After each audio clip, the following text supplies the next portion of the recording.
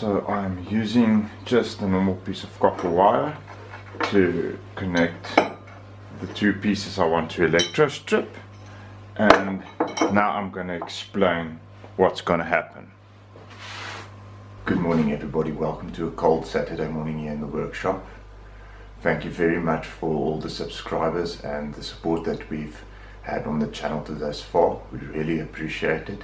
If you have a chance and you're not subscribed, by all means subscribe. Also check out our Patreon page that's coming up very soon. Unfortunately, some of the video footage was lost, so the video starts abruptly where I start electrostripping. I do apologize for that. In this glass jar we have standard tap water.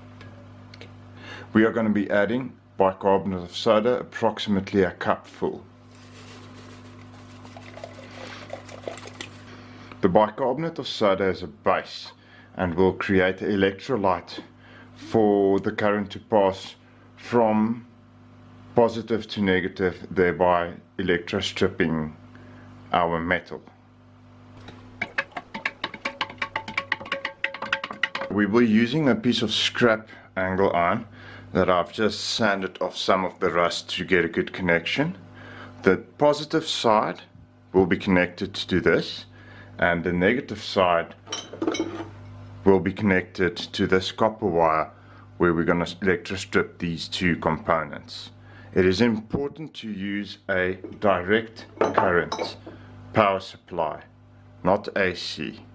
12 volts or so, and high amperage. If you plug this into the wall, it will be a bad day for you. Do not do that.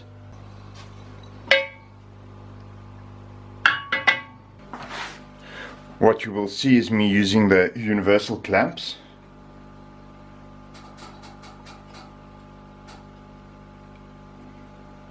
Ensuring a connection, and as you can see, there's bubbles rising, which means that the electrostripping process is happening right now.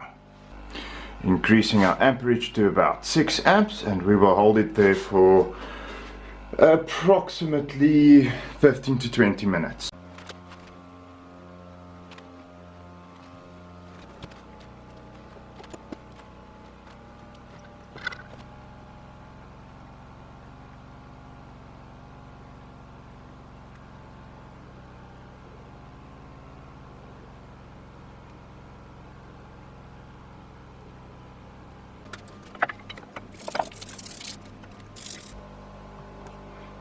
Just for a comparison, after about half an hour,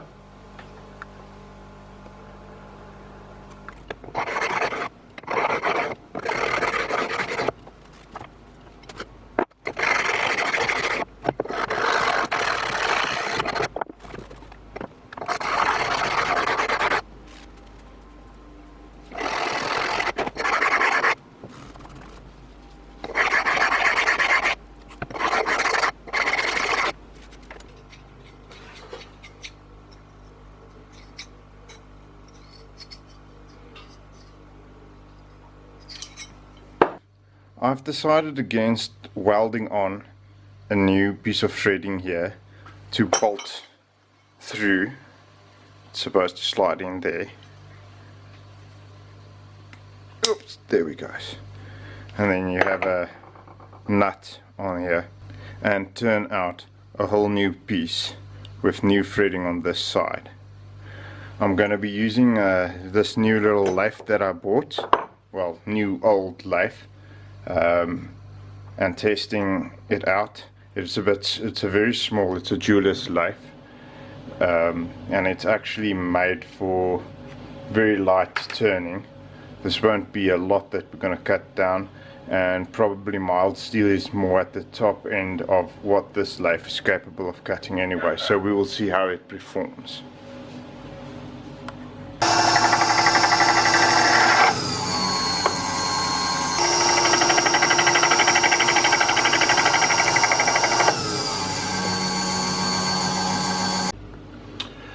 Okay, well, that didn't work, so we're gonna rough out the basic shape on the bigger lathe, and then we'll go back to the small lathe and see if we can do the final dimensioning on it.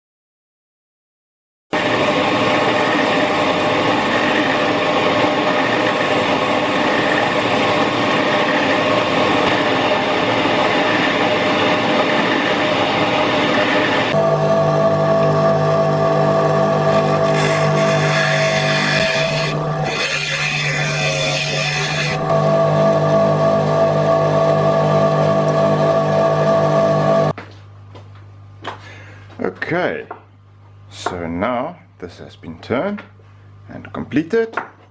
Let's test fit.